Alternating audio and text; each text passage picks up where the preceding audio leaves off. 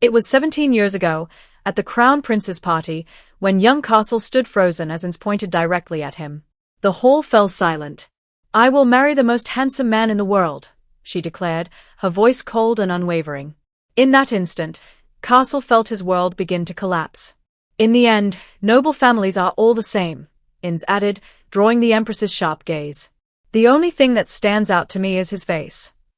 Castle's chest tightened, his heart racing as her words cut through the room. Only Inns Valsatina de Perez could speak with such boldness.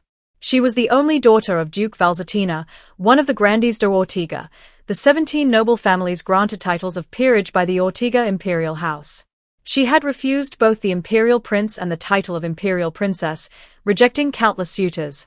Yet of all the men she could have chosen, she set her eyes on Castle Escalante, the heir of Duke Escalante, renowned even among nobles for his striking beauty. Castle remembered her words with a pained heart. "Don't ever forget that I like you, Castle." Yet now, she was slipping away from him. Tears welled in his eyes as he stretched his hand forward, desperate to hold on. "How could I have known?" Years later, standing before her once more, he whispered the truth of his heart. "But Inns, you are my son." His gaze burned with longing. "No matter what sorrow shadows our past or awaits in our future, I will always be here, waiting for you. And this time, I pray you will love me, just as I have always loved you." As Inns's eyes widened in surprise, she began to run toward him, tears streaming down her face. Castle opened his arms, ready to embrace her at last. Late at night, Castle walked quietly down the hallway when a lady rushed after him. "Please, wait a moment, Lord Castle," she called, nearly out of breath. He stopped, glancing back. "I beg your pardon, but could you lend us a hand? The Countess has suddenly fallen with severe dizziness. We don't know what to do. It's only us women here." Castle adjusted his glove calmly. "It's likely nothing serious. If she rests quietly, it should pass." The lady shook her head. "But her residence is on the outskirts of Mendoza. We cannot get her there alone." She froze as Castle turned fully, the moonlight catching his face. For a moment, she was stunned into silence before regaining her composure. "My apologies. As I was saying, we have been waiting for someone to help, but no one has come by. That's why we were relieved to see you." Castle followed her gaze to the Countess, who was leaning on two women for support, her face pale. After a pause, he nodded. "Yes. This does seem urgent." Without another word, he stepped forward, lifting the Countess into his arms with ease. As they moved together, the lady beside him spoke. "It is truly reassuring to know a man like you serves the Empire. I heard your grandfather dedicated his life to Ortiga's navy, and that you chose to follow in his path. It must not have been easy, you're heir to the Escalante family, yet you serve in the dangerous waters of the Nunera Sea." Castle's expression remained calm. "As a member of the Grandes de Ortiga, I was taught that power must come with responsibility. My grandfather always said, those who hold great honor must also accept great duty." His words were measured, steady. The Grandes de Ortiga were the 17 noble families entrusted with peerage by the imperial house. Among them, the Escalante family held one of the highest places. But even with such responsibility, Castle had long been surrounded by attention. By the time he was 23, he was admired everywhere he went, both for his position and his charm. And that night, in a quiet corner of the hallway, he found himself giving in to a reckless moment. The woman he had just helped was now in his arms, their lips pressed together. He paused briefly, conflicted, before leaning back in. "Why did I enlist?" He wondered silently. The woman whispered against him. "Your fiancée, she isn't worthy of you, Lord Castle. Yes, she is from House Valsatina, but she always looks so bored, so uninterested. How could she act that way with a fiancé like you?" Her tone was sly, unaware of the presence behind them. Castle froze, his heart sinking. Standing just a few steps away was his fiancée, Inns Valsatina de Perez. Her eyes fixed on him, as he still held another woman in his arms, his lips marked with betrayal. After 17 years of engagement, this was the moment Inns first discovered his unfaithfulness. Castle sat in silence, replaying the woman's words in his head as he pictured Inns walking away that night. "Just look at those clothes. Your fiancée dresses like a nun. And you wouldn't believe how arrogantly she acts around the other noble ladies." Inside his carriage, his gaze stayed fixed on the passing streets. So, she heard everything, he thought.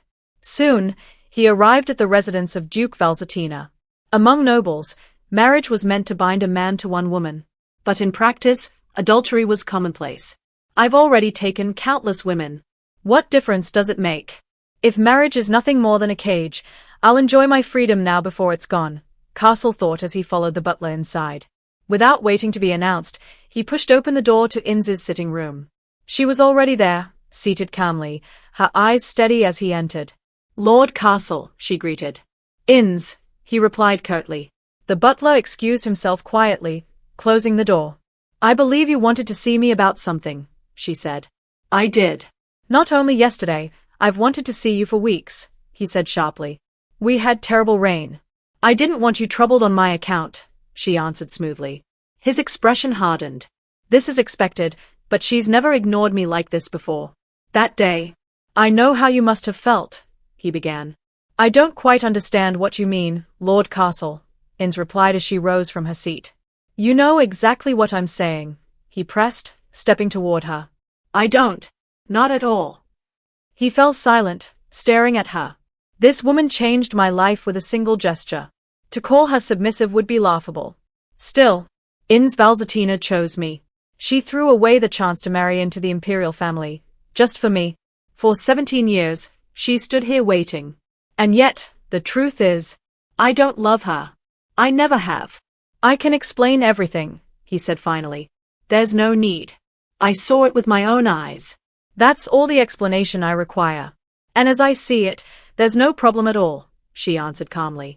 Are you serious? He asked, unsettled. Lord Castle, she began, but he cut her off.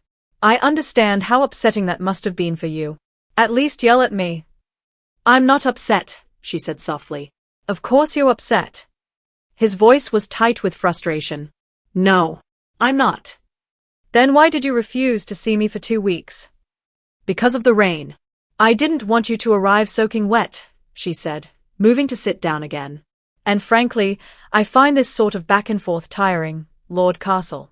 You and I aren't close enough to have this kind of conversation, are we? And it isn't as though you've been with only 1 or 2 women. Castle froze, his jaw tightening. Did you really think I didn't know? Inz said plainly. You aren't angry, he asked quietly. Why should I be? You're free to do as you wish. I'm your fiancé. We're to be married, he argued, running a hand through his hair. That doesn't mean you've lost your freedom yet. We aren't married. Her tone sharpened.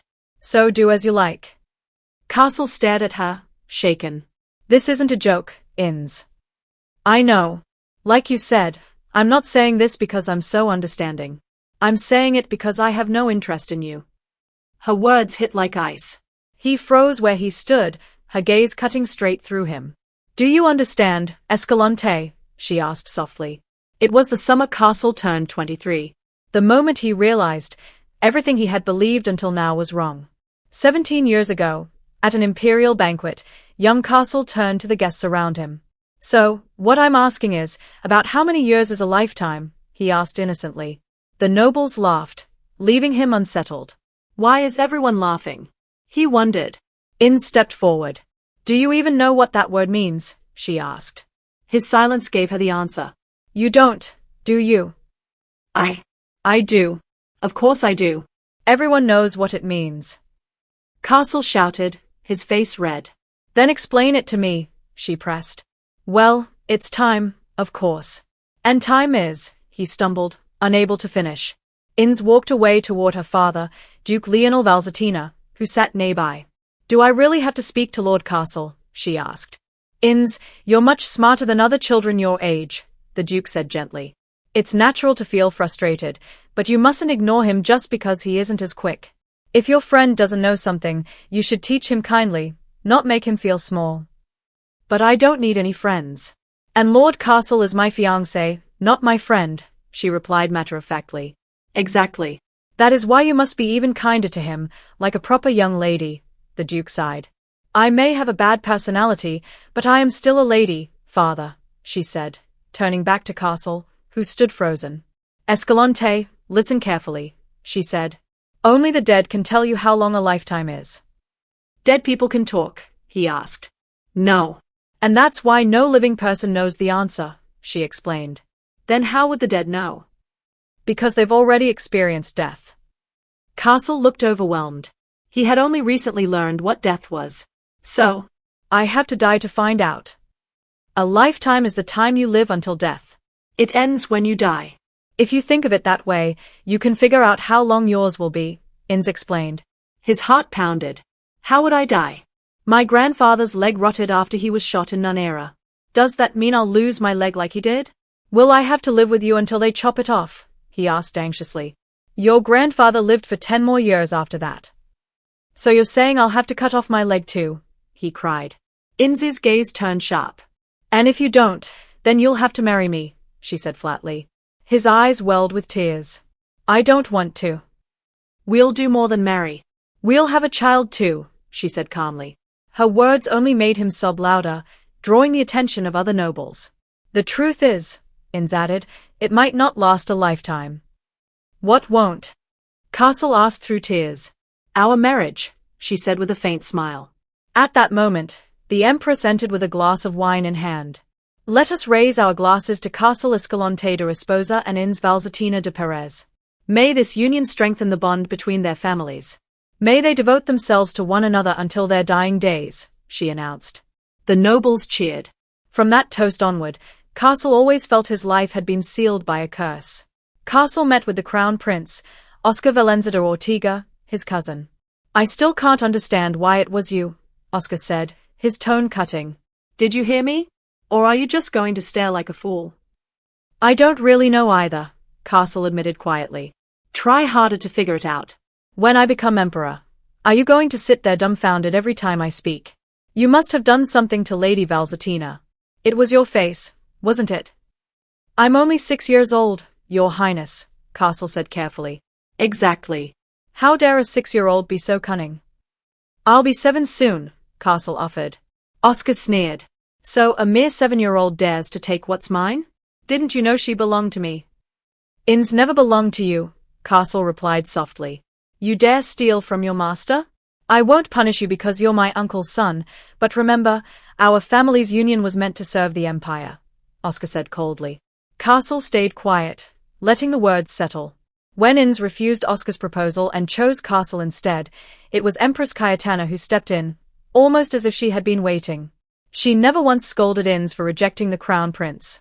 Instead, she encouraged her to choose freely. Her message was clear. While she needed House Valzatina, she did not want Inz for her son. Oscar scowled. She refused me, only to choose an idiot like you. That brainless crow. I thought you liked Inz, Castle said, surprising him. Me? Like her? Oscar scoffed. I wanted to marry her. That's different. She has the finest bloodline we could ever marry into. But love? No. She's nothing more than a crow. He rose from his seat with a smirk. Come. Let's pay your little fiancé a visit. After all, there's still plenty of time before you're both grown. They soon stood before Inz in her study. Oscar carried a confident smile while Castle stayed quietly behind him, tense and uneasy. From the way Inz looked at the Crown Prince, Castle thought she seemed to dislike him entirely. Oscar suddenly glanced at Castle, as though he had sensed those unspoken thoughts, which made Castle flinch. It's customary to give at least a week's notice before visiting someone's home, Inz said calmly, but it seems your highness felt comfortable enough to ignore such etiquette. Because of that, we were not properly prepared to receive you. Why apologize? There's no need for such formality between us, Oscar replied with a smile. Well, my parents are away and I wasn't prepared for your visit. I simply think this meeting would have gone better if I had been, she explained. Castle remained silent, watching Oscar fail to grasp the point. I wanted to talk about the book you recommended me, The Life of Don Juan by Andreas de Gonzalo, Oscar said eagerly. I read it again just a few days ago. There were so many memorable lines that I couldn't resist. My love for literature is becoming a problem. At this rate, I'll have no time left for studying imperial rulership. Perhaps I shouldn't have recommended it to you after all, Inz said without much interest. Oh, don't say that. It's always a pleasure to discuss such things with you. For people like us, so much more intelligent than those around us, it can be a lonely existence. That's why I feel I can finally breathe when I'm with you. Castle frowned silently. What is he even talking about? Your naive young fiancé likely doesn't understand the struggles of people like us, Oscar added, glancing at Castle. You'll never find another who matches your intellect besides me. So why throw your life away? Ins Valestina de Perez, I'll give you another chance. In the name of the Ortega imperial family, I ask you to marry me. I don't like you, Ins answered coldly. So my answer is no, Your Highness. Oscar's confident smile faltered. What is your reason? He demanded. Castle. You're my fiancé, so why aren't you defending me? She asked suddenly, drawing Castle into the conversation. Leave the half-wit out of this, Oscar snapped. The Crown Prince is making me uncomfortable, Ins pressed, ignoring Oscar. This is not a matter for children. The grown-ups are talking, Oscar said. Lady Ins is 6 years old. Do you think she's like you? Castle muttered, stepping forward to shield her. Oscar narrowed his eyes. So this is how you want to play it? I don't want to play anything, Castle replied nervously. You dare to disrespect the Crown Prince. Oscar's voice dropped cold. Ins. I know you didn't mean what you said. You must feel unworthy, since I'll one day rule this empire, Oscar said, trying to recover his pride. I've heard enough, Ins sighed. Castle, just tell him no. Oscar's face darkened. All I need is you to give me wings. Together, we can rule Ortega. What are you doing, Castle? This is giving me a headache, Ins said quietly, glancing at him. Castle hesitated. How long do I have to be stuck between these two? Leaning forward, Ins whispered. Remember, you're still just a boy. You don't have a master yet. In that instant, Castle grabbed her hand and dashed past Oscar. The Crown Prince called after him, but he didn't stop running. They shut the door behind them in another room. I'm fine now. You can let go of my hand, Ins said, her tone calm again. Is your headache better? Castle asked, worried. I was lying, she replied, pulling her hand away. Are you not afraid of what you said to him? He's the Crown Prince, Castle asked, still tense. The imperial family won't embarrass themselves by quarreling with House Valestina over this, she replied coolly. Castle studied her face. She speaks rudely, and she isn't very pretty either. But maybe she's a little cute, he thought, before quickly denying it in his mind. No, I'm way too good for her. Escalante, she called, squeezing water from a cloth into a bowl. She reached for his hand and began washing it gently. Castle blushed at her touch. A girl is touching my hands.